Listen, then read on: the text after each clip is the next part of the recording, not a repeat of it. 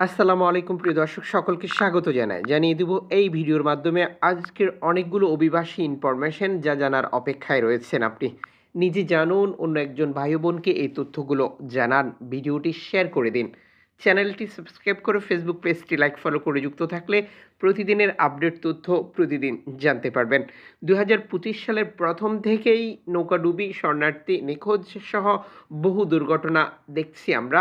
Libya থেকে Italy, Tunisia থেকে Italy, তুরস্ক থেকে গ্রিস, আলজেরিয়া, মোরতানিয়া, সোমালিয়া, মরক্কো থেকে স্পেন যাওয়ার পথে।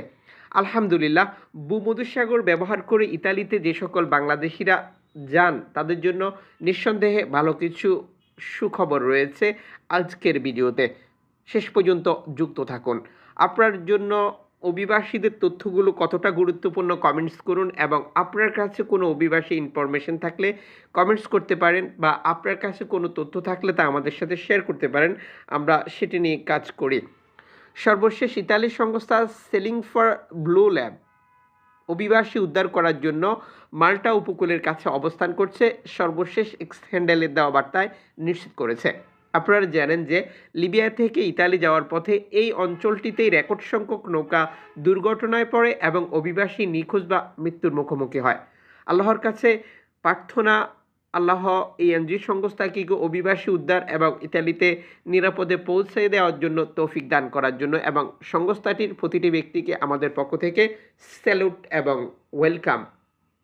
সর্বশেষ অ্যালামফোন রেডিও টেকনোলজির দেওয়া তথ্য অনুযায়ী গ্রিস থেকে কাছে, যেটি তুরস্ক থেকে ছেড়ে আসা একটি ৪০ জন শরণার্থীর নৌকা বিপদে পড়েছে বা অভিবাসীরা বিপদে পড়েছে।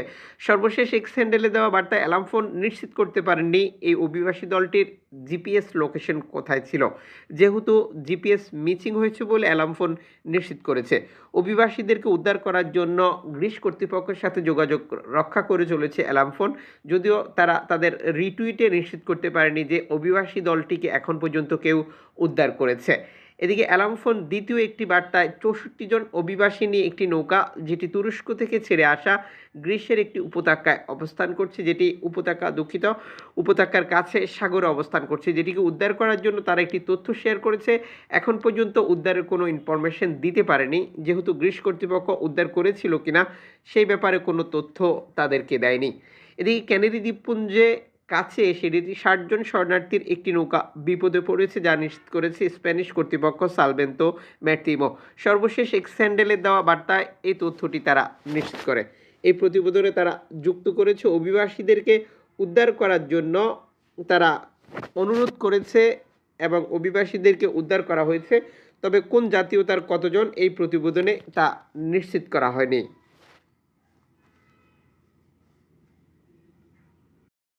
ফ্রান্স থেকে যুক্তরাজ্য যাওয়ার পথে আবারও নৌকাডুবি এবং অভিবাসী মৃত্যু।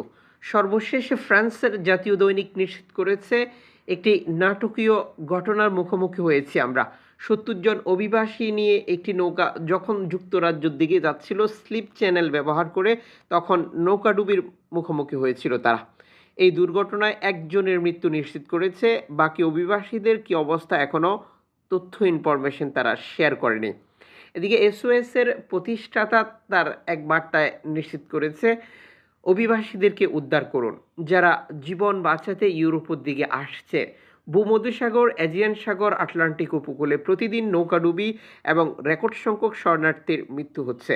এটি মানবাধিকার স্পষ্ট লঙ্ঘন, এটি আর হতে দেওয়া যায় না।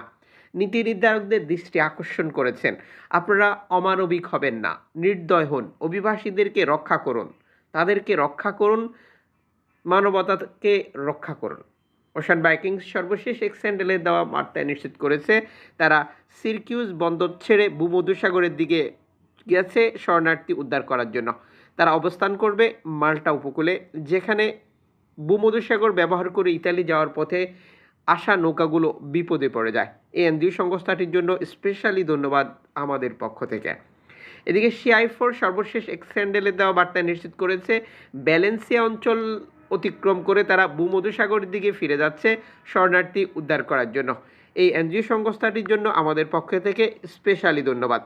ভূমধ্যসাগর থেকে বিপদগ্রস্ত শরণার্থীদেরকে উদ্ধার করা এবং নিরাপদে ইতালিতে পৌঁছে দেওয়ার কী ভূমিকা, কী কাজ, যা আমরা সবাই জানি।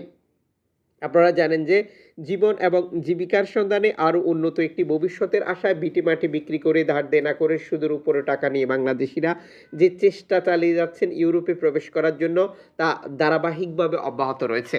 আর ২০২৫ সালের প্রথম থেকে আমরা যে দুর্ঘটনাগুলো দেখছি, রেকর্ড সংখ্যক অভিবাসীর মৃত্যু, নিখোঁজ এবং নতুন করে যুক্ত হয়েছে গণকবরের সন্ধান।